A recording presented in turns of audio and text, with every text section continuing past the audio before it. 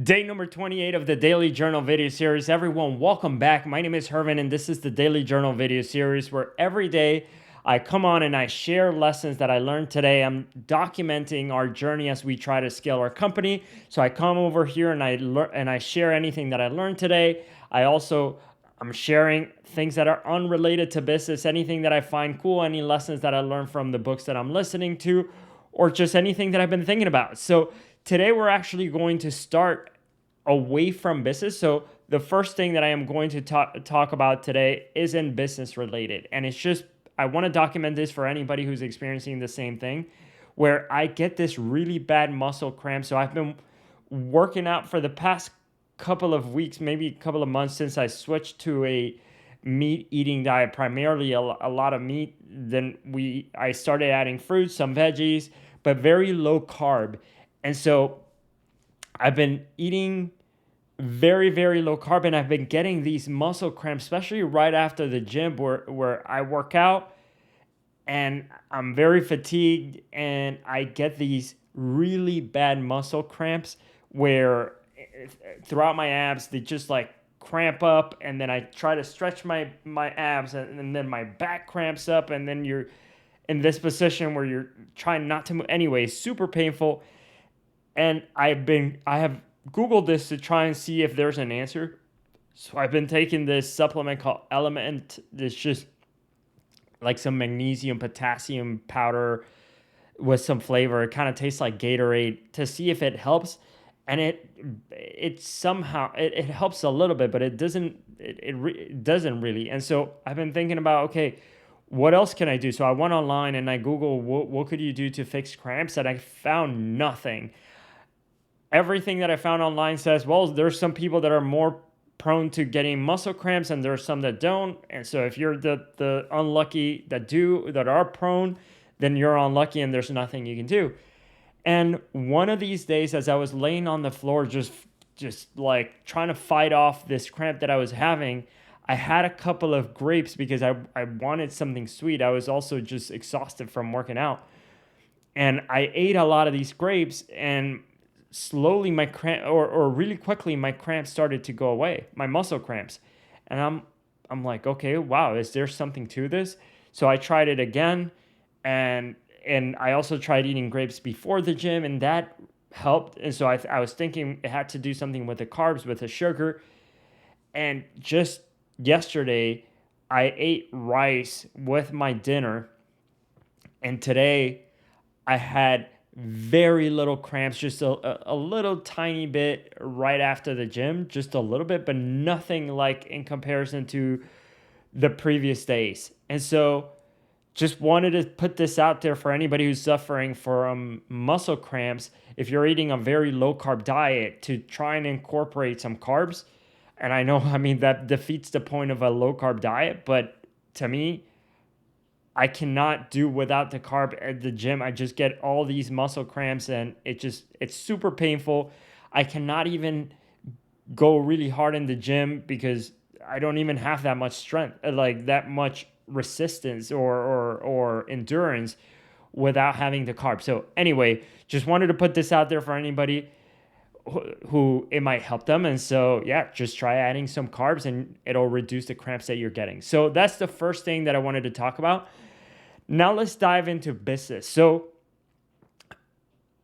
yesterday I talked about how I had this realization of, or I've been thinking about how I've been having to, or how I heard Gary Vee mention that he runs his entire business from his phone. And I thought about leverage, and I thought about myself and what I should be doing, what I should be focusing on, what is the highest leverage thing that I can be doing.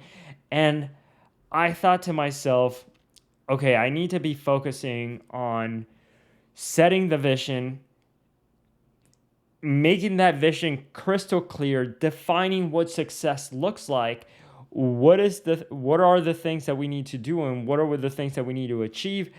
How, as a company, are we going to collaborate together, coaching our team members so that they can do the work and they can do the execution, and I just get to focus on what I'm good at, which is thinking about the big picture, thinking about all the moving pieces, thinking about the vision, and putting and getting crystal clear on it. And so rather than executing the work and doing everything myself, bringing a team on board, or delegating the work to the employees. And right now I haven't been able to really delegate to the employees because we don't have that many employees, first of all.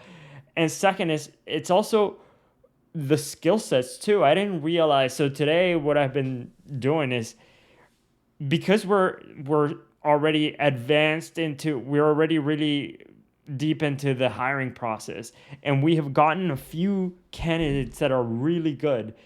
It has made me think, okay, we have a lot of candidates who are good. Where are they all going to fit inside our company? And I've been trying to think about that because I've made the mistake in the past where we hire people, we like them, we thought they were smart, so we hire them, and it ended up being not a great fit because ultimately we lacked clarity, and we lacked, just clarity around their role. And so we brought them in. We didn't have clarity ourselves, and we expected this person to have some clarity. And of course, that it's a recipe for disaster. And so what I've thought about is that if we're ever going to bring in somebody on board, we need to make sure that we're crystal clear around what this person is going to be doing, the value they're going to be providing, the skill sets they're going to need to have in order to succeed at what we want them to do. And so we need to hire specifically for the thing that we're trying to solve, for the problem, or the bottlenecks that we're trying to solve. And I've today been trying to think about, okay, we have a lot of these people. Where are they going to fit? What are they going to do? What kind of work are they going to be doing? And I listed all of the things that are bottlenecks or projects that are absolutely must right now, big projects that are must right now for us in our company, and the skill sets that you need to have as a person to be able to do all of those projects and to solve all the problems that we need. And I put down what those projects were. I put down what the daily tasks that are gonna be needed to be done, the team that we're gonna need to have, the skill sets that each team member for their specific role for the thing that they're doing is going to need to have. And it, first of all, gave me a lot of clarity. I feel a lot better now going into the interviews with these people that we're going to be interviewing next week, because I was feeling like I had a vision, but it wasn't that crystal clear. Today is a lot clearer. And so being able to now do the interviews is going to be a lot better because just of the clarity. But yeah, just realizing what each person needs to do. Yeah, and so now we have a team, or at least I have a vision for a team. And just to give you all a heads up, to make the investment to hire the team that we need of superstars that we want to hire so that we can take care of all the problems, it's like a $250,000 a year investment that we are going to need to make. And we've never made that kind of investment before. And so it just feels like we're just kind of pushing all of our chips to the table and just saying we're going all in. But I mean, this is the kind of thing that I have seen Mr. Beast do with the way he talks in his interviews. He's like, every time I just reinvest the money that comes in, and I just put it back into the business, into trying to make the videos better. And so for us, what does that look like? And that's what I've been trying to think about. And so right now, Juan and I had this conversation of, okay, that's a really big expense, but what is the other option? Do we hire slower? Do we slow down our pace? Do we try to do more ourselves? Because right now it feels like we have a lot of projects, a lot of things that need to be done. I personally cannot delegate because we don't have the people with the right skill sets in the team right now to be able to delegate all the projects that need to be done. And I end up doing most of the projects that need to be done myself just to get them done. And then I end up slowing the team down because as I'm doing the projects, or as I'm focusing on other things, I cannot get to the projects. And so we're kind of just like chugging along here, and yeah, we're just moving slowly. And I thought, okay, so, and Juan and I spoke about this, and I said, we were saying, we see the vision clearly. now. So we know what needs to get done. We know the projects that need to get done. We know the value that we want to provide to our clients. We know all the things that we want to, all the projects that we want to take on. We know the people that we're going to need. We know the skill sets that they're going to need, and we have them, and we potentially have the money to invest in this. Why not just go for it? Why not? Like, I rather take a chance and go for it, knowing that I see crystal clear what this vision is, and I know how. There's no way that what I'm thinking about doesn't happen in the future. I don't see a future in which what we're working on is not going to be useful and it's not going to be a thing. And so if I feel so confident about it, why not just like go all in, push in all of our chips?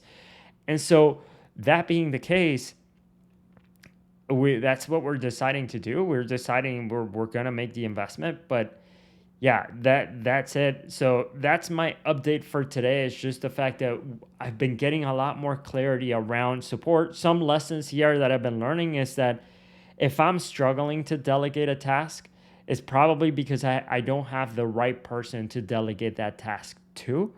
If I'm struggling to give up the work that I'm doing, it's because I don't have the person with the right skill sets to give that work to. And so instead of, if I ever find myself doing tactical work, what I wrote in my journal is that I should think about, instead of doing the work myself, think about what is the skill set that the person to do this job, to do this project, to do this task, what skill sets do they need to have in order to succeed at this, and get clear on that, write that down. And then I'm sure like doing that, I'll be able to think about, okay, instead of trying to solve the problem by doing it, you solve the problem by delegating.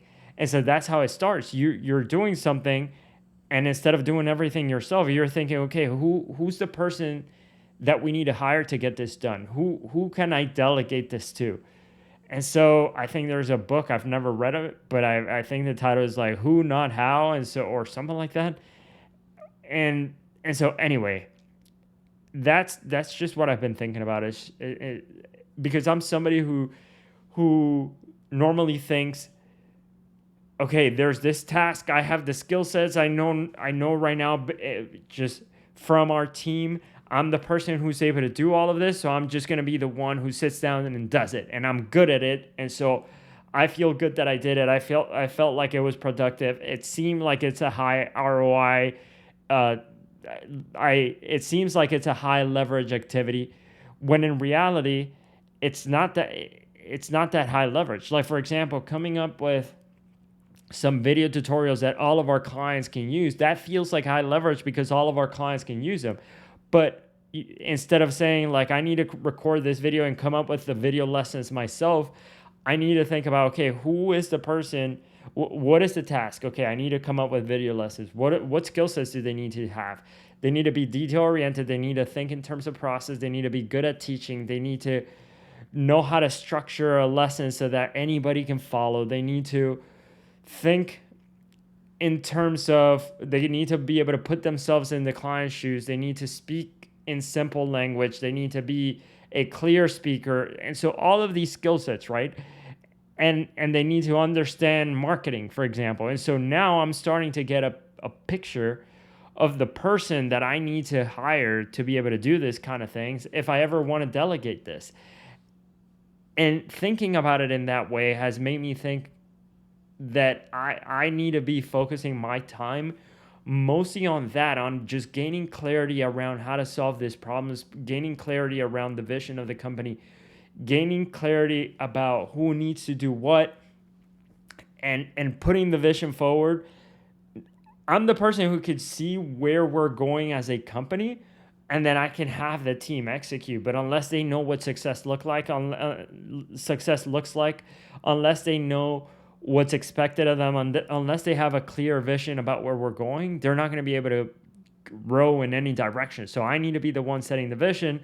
They need to know where we're going. They need to know what success looks like, and they could help. And so, yeah, just, I know what I'm saying. It's just like, I can just set it very concisely as I should just focus on clarity around the vision.